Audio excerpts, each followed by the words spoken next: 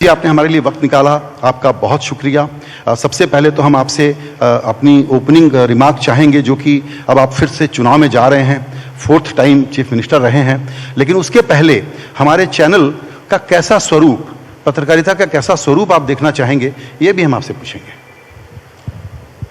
Team NDTV का मैं मध्य प्रदेश की धरती पर हृदय से स्वागत करता हूं, केवल अपनी ओर से नहीं, मध्य प्रदेश की 9.5 करोड़ जनता की ओर से। और मैं इस बात के लिए भी आपको धन्यवाद देता हूं कि आपने अपने गुलदस्ते का पहला फूल मध्य प्रदेश को दिया है। आपको हृदय से धन्यवाद। मध्य प्रदेश की जनता सीधी, सरल, सहज, शिष्टाचारी और स्नेहमयी है। यह बहुत ममतामयी प्रदेश है। यहां मैं आपका हृदय से स्वागत करता हूं और मुझे पूरा विश्वास है कि एनडीटीवी न केवल खबरें, बल्कि खबरों की दुनिया में केवल खबर वो नहीं होती जो नकारात्मक हो, उसके साथ कई काम समाज में ऐसे होते हैं जो बहुत अच्छे ढंग से समाज करता है, लोग करते हैं, जो दूसरों को प्रेरणा भी देते हैं, उनको भी सामने लाने का प्रयास करेगा।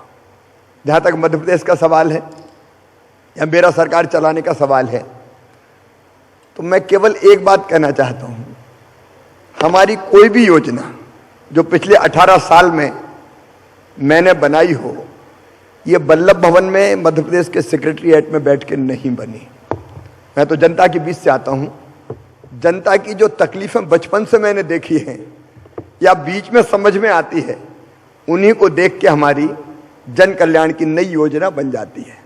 उदाहरण के लिए लाडली लक्ष्मी, मेरे मन में कसक थी कि गांव में मैं देखता था बेटा और बेटी के बीच भेद किया जाता था।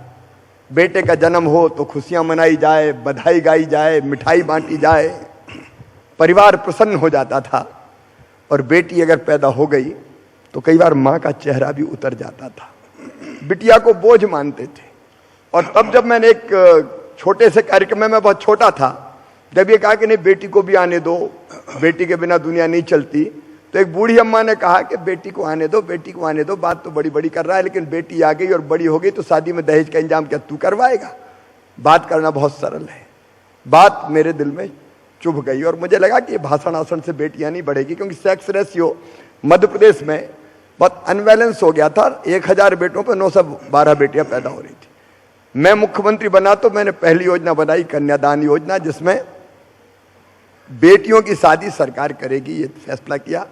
और फिर मैं अपने अफसरों के साथ बैठा और मैंने कहा कि ऐसी योजना बनाओ कि जिससे बेटी मध्य प्रदेश की धरती पर पैदा होगी तो लखपति होगी, बेटी को बोझ नहीं रहने देंगे, बेटी को वरदान बनाएंगे। उसमें से लाडली लक्ष्मी जैसी योजना बन गई। किसानों को मैंने देखा था 17-18% ब्याज पर कर्जा मिलता था। बात चुभती थी, कर्ज चुका नहीं पाते थे, ब्याज के कारण इतना बढ़ जाता था। तब हमने 0% ब्याज पर कर्जा देने की योजना बना ली। एक कार्यक्रम में मैंने बुलाए थे पंचायत। हमने कई पंचायतें बुला के अनेकों तरह की योजनाएं लोगों से पूछी कि क्या बनाए। तो हमने एक वरिष्ठ नागरिकों की, बुजुर्गों की पंचायत बुलाई। तो एक बुजुर्ग ने कहा कि बेटा ये रोटी वोटी तो हो जाएगी, लेकिन मरने के पहले तीर्थ तो करवा दे। तो उसमें से बन गई मुख्यमंत्री तीर्थ दर्शन योजना। मैंने बहनों को देखा जो गरीब बहनें हैं, कई बार 1500 रुपए के लिए भी बेटा बेटी आके गोद में बैठ जाए और कह दे माँ किताब दिला दे, माँ फ्राक फट गई नहीं फ्राक दिला दे, माँ मजबूर हो जाती थी, 1000 रुपए की व्यवस्था भी ढंग से नहीं कर पाती थी और उसकी आंखों में कई बार आंसू होते थे। उन आंसुओं को देख के मैंने बना दी मुख्यमंत्री लाडली बहना योजना। तो जो योजना बनी वो जनता की जो तकलीफें देखी, समस्याएं देखी, उनमें से निकल के योजनाओं को बनाने का काम हमने किया। मध्य प्रदेश में हम सूखी खेती देखते थे, मन में दर्द होता था, किसान जितना बोता था उतना काट के लाने की स्थिति नहीं होती थी। तब मैं भी अपने खेत में कुएं से पानी देता था और ये सोचता था काश अगर हमारे पास नहर होती या सिंचाई की बड़ी व्यवस्था होती तो हमारे खेत भी फसलों से लहलहा जाते। और तब दिमाग में पैदा हुआ सिंचाई का जुनून और यह तय किया कि मध्य प्रदेश में कोई खेत सूखा नहीं रहने देंगे। और इसलिए हमने सिंचाई की विभिन्न योजनाएं बनाई 2002 और 3 के पहले मध्य प्रदेश में कांग्रेस, राजा, नवाब, अंग्रेज सब ने मिलकर सिंचाई की व्यवस्था की थी 7.5 लाख हेक्टर में, और आज हम पहुंच गए 47 लाख हेक्टर और अब 65 लाख हेक्टर की तरफ बढ़ रहे हैं। तो जनता की समस्याएं देख के, तकलीफें देख के लोगों के कल्याण की योजनाएं बनाने का काम किया। जनता के लिए, जनता का, जनता के द्वारा शासन यही होता है। पॉलिटिकल प्रश्न लेना चाहूंगा आपसे समय की मर्यादा को देखते हुए। वो ये है कि इस बार का चुनाव मध्य प्रदेश का खास करके बहुत ही महत्वपूर्ण और गंभीर हो गया है। लोकसभा चुनाव के पहले लोकसभा की कमेंट्री, नैरेटिव सब सेट हो जाए, उसके लिए मध्य प्रदेश में आपका फिर से सफल होना, जो कि 20 से 25 साल का कार्यकाल जिसको आप एम कर रहे हैं, वो बड़ा ज़रूरी होगा। और जाहिर है कि इतनी जब 4 बार की इनकम्बेंसी हो तो थोड़ा सा आप फटीग फैक्टर कह लें, बदलाव की इच्छा कह लें, नाराज़गी नहीं होने के बावजूद ये नेचुरल प्रोसेस है। ऐसी क्या बात है जो आप कहेंगे लोगों को और आपको लोग दम लगा करके वोट देंगे, और ऐसा नहीं कि बहुमत के थोड़ा नीचे छोड़ दें? संजय जी, मैं यहाँ से जाऊँगा शिक्षकों को नियुक्ति पत्र बांटने 5800 को, और उसके बाद मैं सीधे जा रहा हूँ पिछौर। मेरी एनडीटीवी से प्रार्थना है कि पिछौर के मेरे कार्यक्रम को लाइव देख लें, आपको अंदाज हो जाएगा कि मैदान में स्थितियां क्या है। ये कमरों में बैठ के, दिल्ली और भोपाल के कमरों में बैठ के कुछ लोग बात करते रहे एंटी इनकम्बेंसी और फलाना और ढिमका, अटीक और फटीक, इसकी मुझे चिंता नहीं है। आज तो मेरे पिछौर का कार्यक्रम आप देख लो, आप अंदाज लगा लोगे। बिल्कुल। इस बार एक और चीज़ें हुई, आपके यहाँ स्थापित तरीके हैं कि उम्मीदवार कब घोषित होंगे, कैसे होंगे। अभी चुनाव का ऐलान बाकायदा हुआ नहीं और मध्य प्रदेश के 39 उम्मीदवार घोषित हो गए। इसका हम क्या मतलब निकालें? मतलब साफ है, हम रिकॉर्ड बहुमत बना के सरकार बनाना चाहते हैं, उसमें कोई कसर नहीं छोड़ेंगे। तैयारी हमारी परफेक्ट है, वो कहते हैं उसके पहले हम कर देते हैं। बिल्कुल। मेरा एक सुझाव है आपके लिए। मुझे लगता है कमलनाथ जी पर आपको एक मुकदमा करना चाहिए। वो इसलिए कि वो आपके प्रतीकों का, बजरंगबली का भक्त बता के अपहरण करने की कोशिश कर रहे हैं। कर्नाटक चुनाव के बाद गदा लेकर के घूम रहे हैं। You should object to it.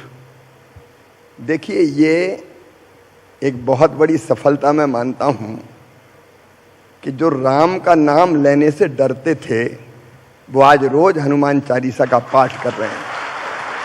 संकट कटे मिटे सब पीरा, जो सुमरे हनुमत बलवीरा।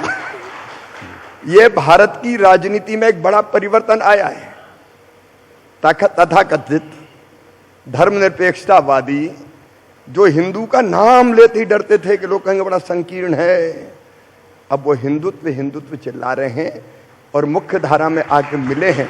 ये जनता ने करके दिखा दिया।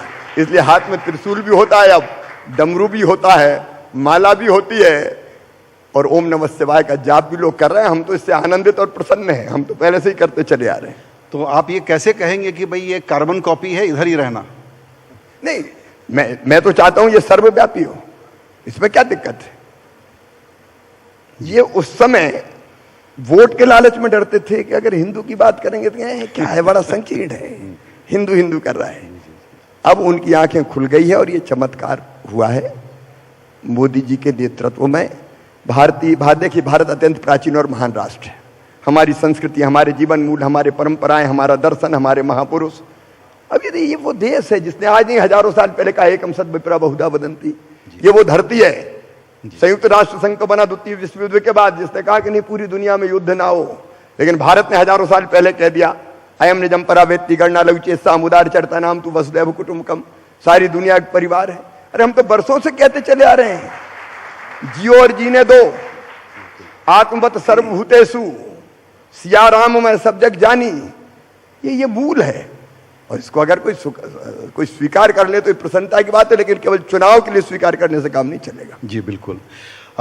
मेरी आपसे एक पर्सनल शिकायत है सर, और वो ये है कि आपका जो स्वाभाविक बरसों बरस से लोकसभा की तकरीर से लेके अब जब आप राज्य चला रहे हैं, तो सारी जनता कहती है कि आप बहुत ही मनमोहक, मृदुभाषी, साइकिल वाले मामा हैं।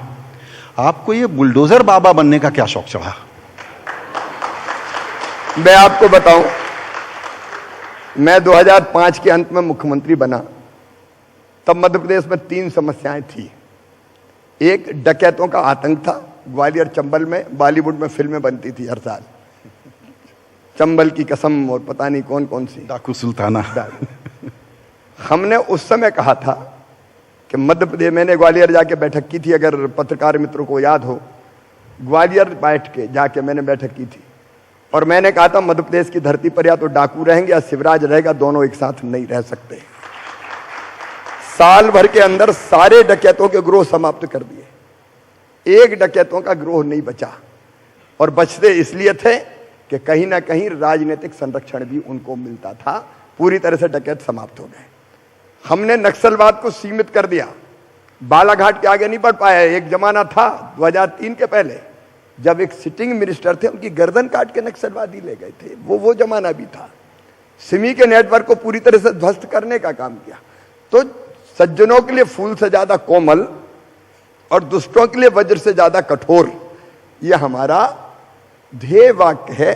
जनता के लिए तो फूल से ज्यादा कोमल है, लेकिन डाकुओं का क्या करेंगे, नक्सलियों का क्या करेंगे, अपराधियों का क्या करेंगे, माफियाओं का क्या करेंगे?